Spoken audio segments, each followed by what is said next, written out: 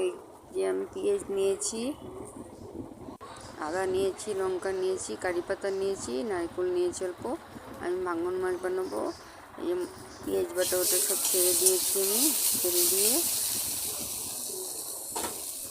কারি পাতাগুলি কুচি করে নিয়েছি। মশলাটা আমার সাতলানো হয়ে গেছে দেখুন। এখন অল্প কয়টা কারি পাতা দিয়ে দেবো, ছেড়ে জল দিয়ে দেবো। জল দিয়ে দিলাম, মশলাটা ফুটবে একটু, এই যে ফুটছে। মাছগুলো ছেড়ে দিলাম, মাছগুলো আগে ভেজে নিয়েছিলাম আমি।